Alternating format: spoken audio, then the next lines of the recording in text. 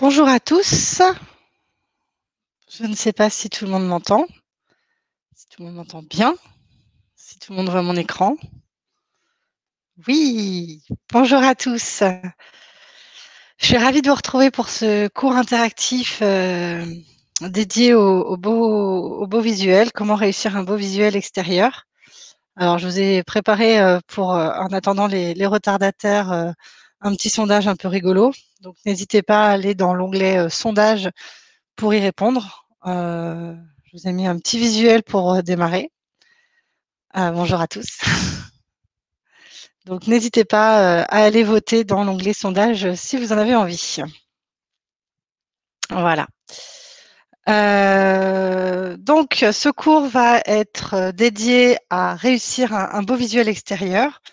Donc, je vais essayer de vous donner toutes les pistes qu'on a pu avoir chez Cedreo, donc avec les coachs, pour voir un peu ce qu'il était recommandé de faire. Donc, bien évidemment, tout ça, ce sont des conseils complètement subjectifs, hein, puisque la beauté est subjective, on va pas philosopher.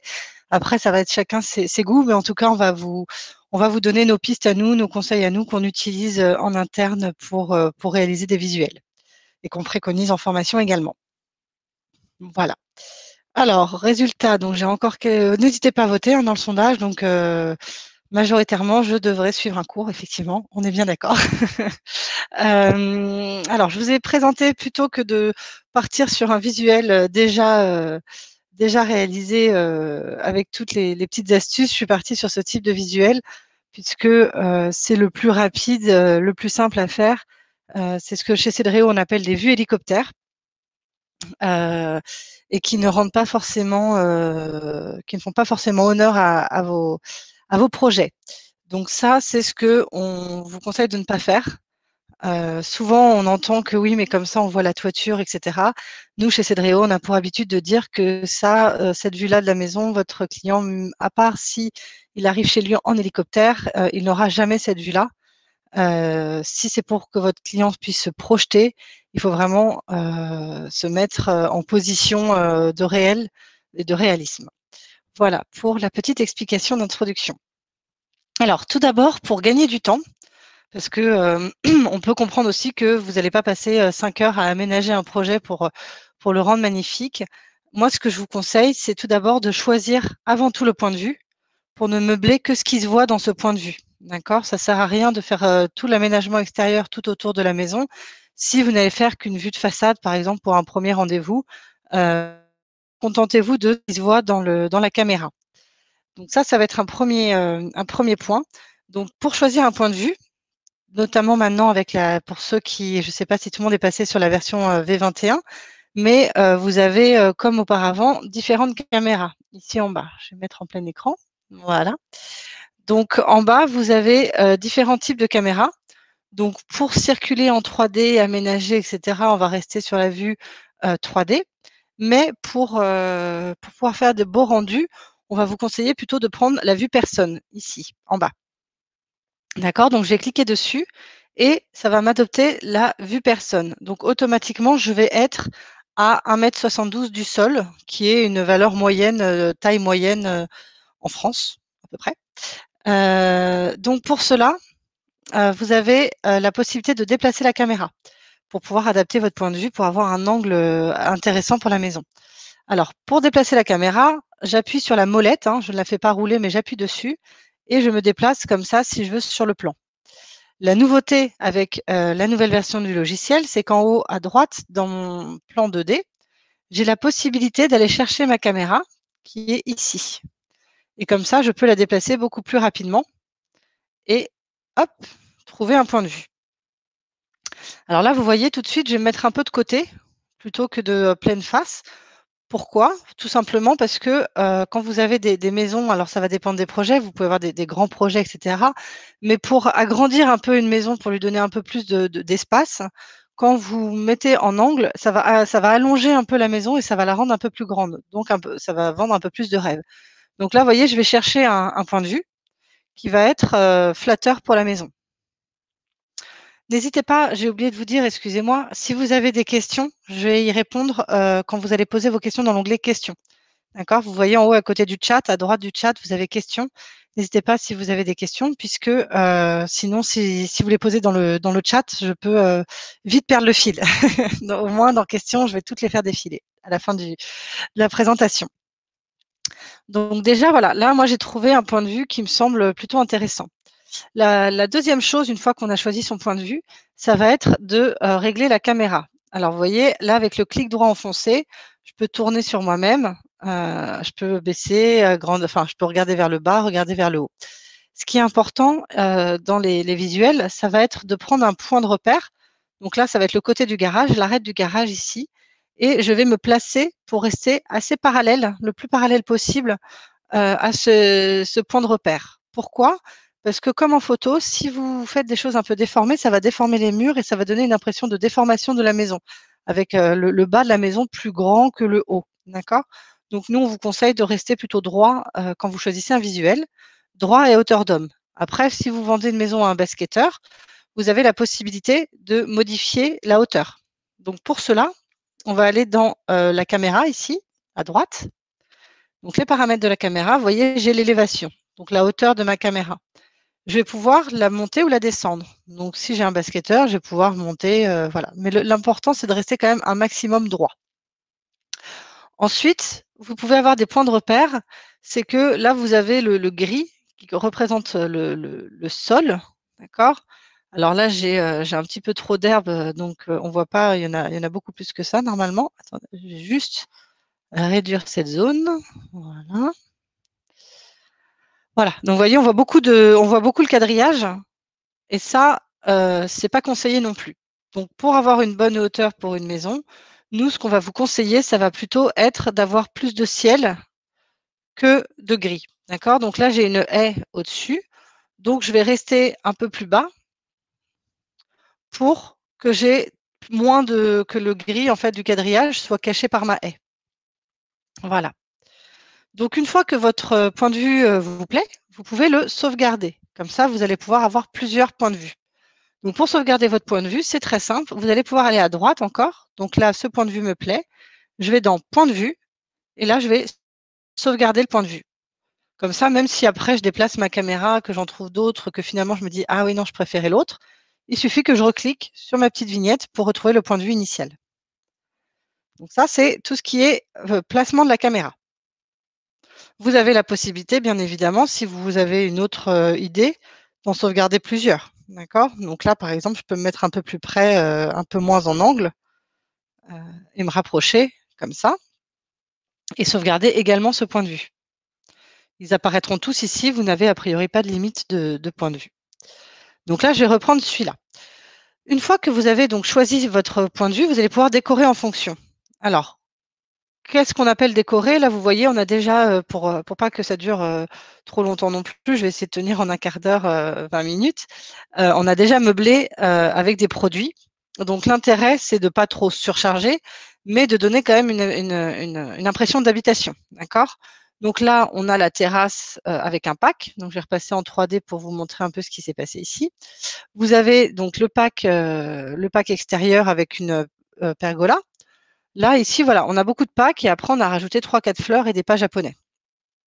Donc là, c'est quand même un minimum. Après, vous n'êtes pas obligé de mettre trop de plantes non plus, hein, mais d'en mettre un petit peu. Il me manque par contre, ce que je trouve qui habille un peu le décor, il va me manquer déjà des arbres et il va également me manquer un fond pour mon point de vue. Vous voyez, quand je suis comme ça, si je prends un visuel de ce point de vue-là, on va avoir l'impression que je suis en rase campagne. Alors que souvent, il va y avoir plutôt des voisins, des lotissements, des choses comme ça. Donc, pour aménager l'arrière-plan, on va vous conseiller d'aller dans Produits. Donc, je vais me remettre en 3D pour faciliter l'aménagement. Je me souviens de mon angle de vue. Et dans Produits, je vais pouvoir aller chercher des maisons. Des maisons toutes faites. Donc là, je vais aller chercher dans tous les produits les pleins pieds. Et je vais pouvoir positionner des maisons toutes faites à côté pour, pour donner une impression de vie dans une ville, quoi, pas en pleine campagne. Donc là, vous voyez, si je reprends mon point de vue, on voit qu'au fond, j'ai des maisons maintenant qui me donnent l'impression de voisins. Je vais également, l'autre chose importante, c'est que je vais agrandir mon terrain. Alors pourquoi? Donc pas de souci, j'ai mes limites de propriété qui sont les haies. Vous pouvez également faire des petits murets comme ici, d'accord? Donc tout ça, ça va se passer à l'étape extérieure.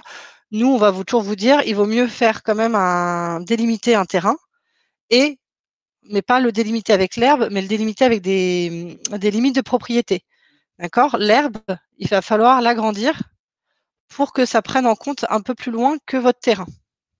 N'hésitez pas si je deviens moins claire. C'est-à-dire que là, vous voyez, on voit de l'herbe, on voit plus le quadrillage derrière, on voit de l'herbe. Parce que quand vous allez calculer votre visuel, ça va vous donner une herbe un peu bizarre, surtout si vous faites un point de vue automatique, un réglage automatique du soleil. Vous allez avoir une herbe un peu jaunie, un peu bizarre, qui n'a rien à voir avec celle que l'on propose là. Donc du coup, nous, on va vous conseiller d'agrandir un maximum la zone verte, mais vous voyez quand même que mon terrain à moi est bien délimité. Donc là, nous, on a mis des haies vives qui sont disponibles à l'étape produit, mais pour vous gagner du temps, vous pouvez très bien aller dans l'étape extérieure et ajouter soit des haies, soit des murets. Et vous pourrez changer le revêtement de ces haies ou de ces murets à l'étape revêtement sans souci. Donc là, j'ai mis des maisons fictives, c'est très bien, mais je vais quand même ajouter des arbres au premier plan et au dernier plan. Pourquoi? Parce que pour le premier plan, ça va me donner un cadre pour mon visuel. Ça va faire joli en premier plan d'avoir un cadre. Et à l'arrière-plan, ça va tout simplement habiller. Donc pour ça, on peut aller dans les arbres ici et on va pouvoir ajouter des arbres. Donc je peux en mettre un là, je peux en mettre un devant, voilà, par exemple. Je peux en mettre un ici. Voilà, vous voyez, je peux en mettre un peu partout pour donner un peu de vie à mon projet. Donc là, si on reprend le point de vue en bas, vue personne, alors là, il est un petit peu trop bas, mon arbre. C'est pas grave, puisque je suis à l'étape produit, je vais pouvoir l'élever, modifier sa hauteur pour pas avoir non plus trop de feuilles et qu'on voit, parce que le but, c'est toujours quand même de vendre la maison. Mais vous voyez, déjà, on voit en arrière-plan que d'avoir positionné des arbres, ça donne un peu plus de vie au projet. Et là, je triche encore un peu puisque je vais le reculer légèrement. Voilà, et je vais quand même le rebaisser du coup. Hop, pour avoir juste un petit cadre en haut à droite. Voilà, avec des petites fleurs. Voilà, comme ça. Donc là, vous voyez, j'ai un cadre. Donc ça va être pour l'arrière-plan et pour les arbres. Ensuite, il se peut que vous ayez un grand terrain à l'avant ou que vous preniez un visuel de plus près, par exemple d'ici. Dans ce cas-là, vous n'allez pas avoir de problème. Mais si vous prenez du recul, vous allez avoir ici, hop, excusez-moi, voilà. Vous allez avoir du blanc ici, d'accord? Et ce blanc-là, il est rédhibitoire parce que ça va vous faire aussi de l'herbe devant votre maison, ce qui paraît un peu bizarre. Donc, quand vous avez du blanc ici, il vaut mieux le meubler. Alors, comment vous le meublez? C'est très simple. On va à l'étape extérieure. Je vais me mettre devant. Ma haie n'est pas très droite, visiblement, voilà. Et à l'étape extérieure, je vais aller dans Aller. Et là, je vais pouvoir créer une route. C'est tout bête, mais créer une zone de route devant, ça va masquer l'herbe un peu bizarre verdâtre et ça va donner un effet de ville. OK? Si vous voulez aller plus loin encore, vous avez dans l'étape produit des trottoirs. Alors pour cela, vous allez dans bâtiment, non, ça va être dans extérieur, pardon. Et là, vous allez allées et trottoirs, d'accord? Jardin et terrasse, allées et trottoirs. Et là, je vais me repasser en 3D. Vous avez des trottoirs tout faits que vous allez pouvoir positionner devant. Alors là, je peux utiliser la sélection continue ici et je vais pouvoir positionner des trottoirs tout le long de ma maison. Voilà, pour donner une impression de rue. OK? Voilà, je les positionne correctement. Je peux en repositionner un. Là, je pourrais mettre un bateau hein, si je veux, mais je vais pas épiloguer, mais vous avez la possibilité voilà, d'aménager autant que vous le souhaitez. Et comme ça, si je repasse en vue personne, vous voyez déjà, on voit qu'entre les maisons fictives au fond et mon trottoir devant, eh ben, on a quand même un peu plus une impression de vie et d'habitation en pleine rue. OK? N'hésitez pas à utiliser hein, ce que je vous disais au début, à utiliser des packs extérieurs pour aménager la devanture de votre maison. Donc ça, c'est le deuxième point, décorer l'extérieur. Donc on récapitule. D'abord, on choisit un point de vue pour pas avoir à aménager trop. Et ensuite, on choisit d'aménager l'arrière-plan et l'avant-plan. Pour les maisons fictives, vous avez la possibilité de changer la couverture. D'accord? Donc, je clique sur la maison et à droite, alors j'ai décoché collision, voilà, la sélection continue. Et donc là, à droite, vous voyez, je peux modifier la couleur du toit pour quelque chose d'un peu plus foncé. Voilà, il me propose de le mettre sur toutes les maisons fictives, je lui dis oui. Et donc là, je retourne sur mon point de vue et voilà, on voit toujours les maisons, mais avec un toit différent. Donc ça va être l'autre chose. Ensuite, la dernière chose avant de parler des visuels à proprement parler, ça va être de décorer l'intérieur. Alors vous allez me dire, pour un visuel extérieur, pourquoi décorer l'intérieur? Tout simplement parce que quand vous allez faire un visuel, surtout quand vous avez des baies vitrées, ce qui est quand même très souvent le cas désormais dans les maisons, on voit ce qui se passe dedans. D'accord? Donc, quand on regarde l'intérieur de la maison, on voit que c'est tout blanc. Donc, ça veut dire que là, vous allez prendre du temps pour aménager l'extérieur, etc. Et en fait, ce qui va retenir l'œil, ça va être le blanc total à l'intérieur. Donc, nous, ce qu'on vous conseille, c'est pareil. Vous n'avez pas, là, c'est meublé, mais vous n'avez pas besoin de meubler toute la maison. Vous voyez, si on reprend le point de vue que j'avais pris au départ, on a juste à meubler ce qui se passe derrière ces deux fenêtres. Donc, pour gagner du temps et meubler ce qui se passe derrière les deux fenêtres, c'est très simple. On va utiliser des packs et des ambiances. Donc, dans revêtement, je vais aller dans l'ambiance la nouvelle. Je vais prendre du parquet que je vais poser ici. Donc là, non, je ne veux pas. Je vais prendre une petite couleur pour mettre sur le mur. Voilà. Et là, vous voyez déjà, quand on va reprendre le point de vue, eh ben, on voit que le sol est différent. On n'est plus sur du tout blanc. On voit déjà qu'il y a une différence de couleur. Ensuite, je vais aller dans Produits. Et là, c'est pour vous montrer que ce n'est pas trop une perte de temps. C'est qu'il suffit que j'aille dans Salon Séjour. Et là, je vais pouvoir récupérer des choses rapidement. Donc, notamment le canapé. D'accord, la table basse. Hop, que je viens mettre ici. On va reculer tout ça parce qu'on va y mettre quand même un petit écran. Je peux rajouter un fauteuil dans le coin. Voilà, des lumières au-dessus, ou des ventilateurs, je ne sais pas trop. Et après, je peux aller dans les packs également pour rajouter un meuble télé. Donc celui-là, il me semble très bien. Hop. Et je voulais aller dans les accessoires que j'ai perdu. Accessoires, voilà. Et là, je vais pouvoir mettre un tableau ici, par exemple. Voilà. La petite touche en plus que je vous conseille personnellement, ça va être d'ajouter des rideaux aux fenêtres. D'accord?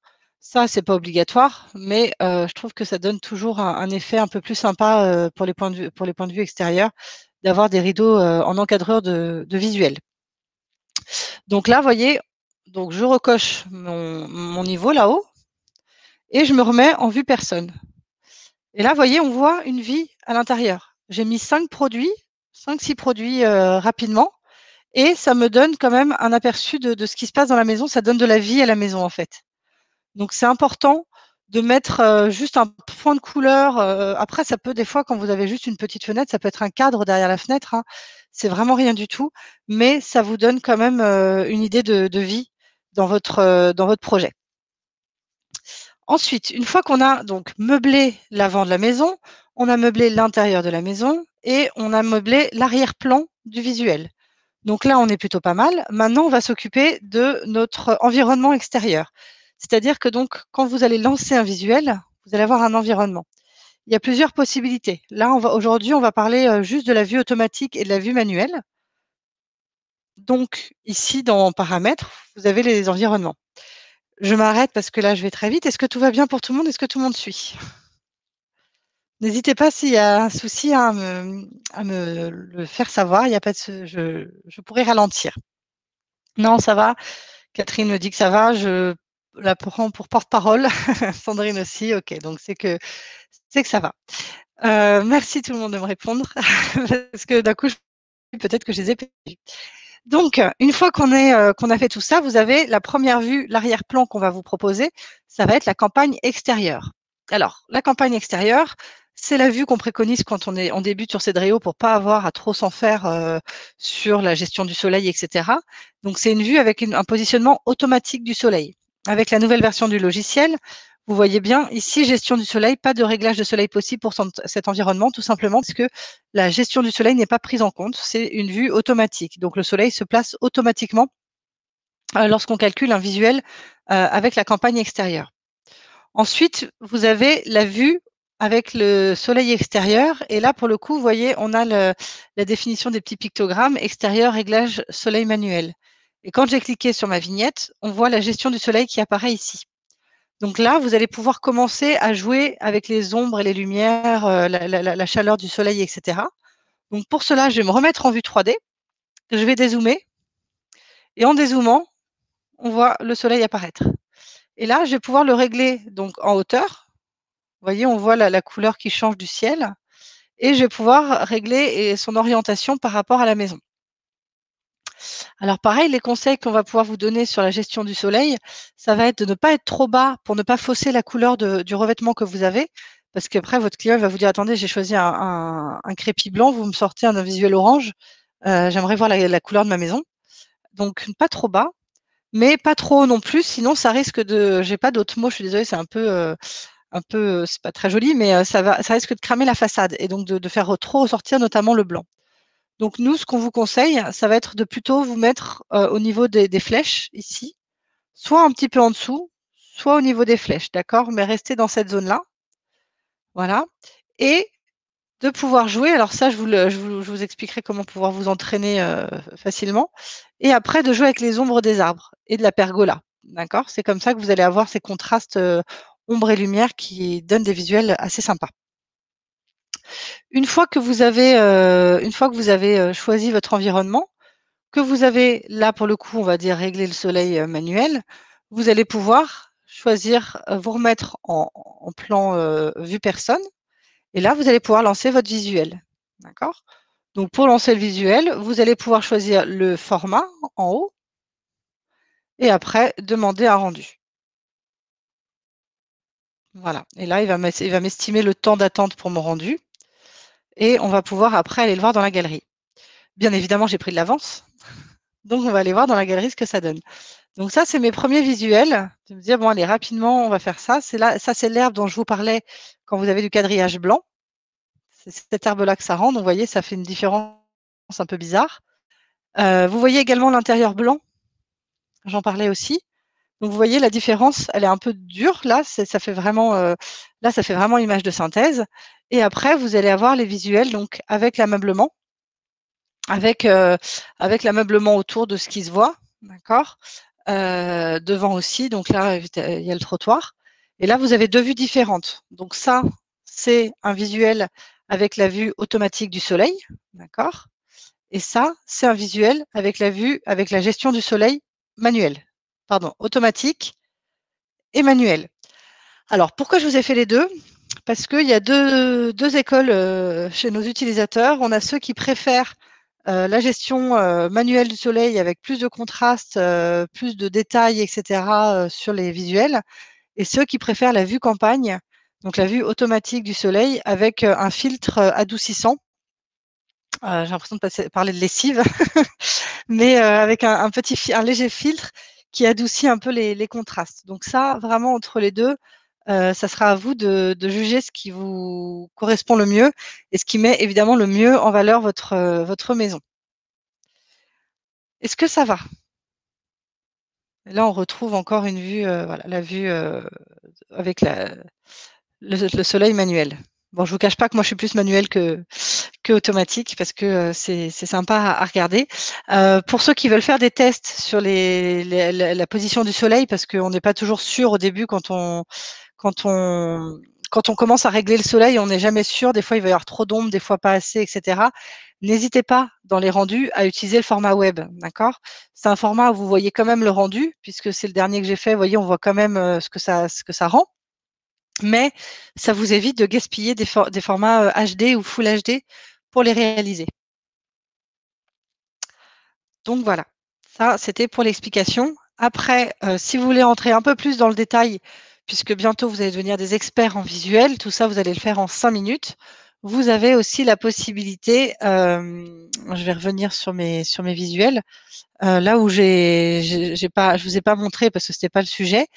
c'est que, vous voyez, là, on a fait des zones différentes par terre, tout simplement parce que dans l'extérieur, vous avez la possibilité après quand vous devenez expert en visuel et que vous avez encore un peu plus de temps, vous voyez, on a joué avec les différentes zones de l'étape extérieure. Je peux utiliser goudron, une allée en basalte, c'est pas grave puisque de toute façon, je pourrais toujours changer son revêtement. Donc là, vous voyez, j'ai une zone terrasse et on a recréé une zone autour pour pouvoir ensuite rajouter des petits cailloux devant par rapport à la terrasse.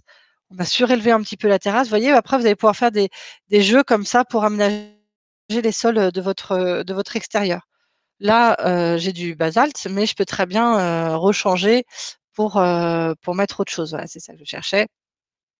Finalement, je peux mettre du gravier. Il ne faut pas oublier que vous avez la possibilité vraiment de tout aménager, de tout modifier.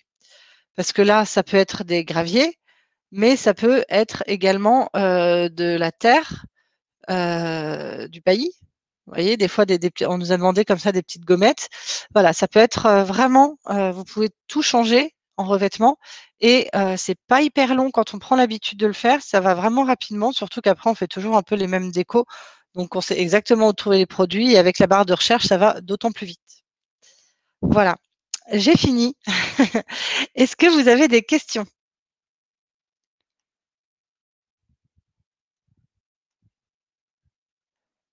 Non? Pas de questions?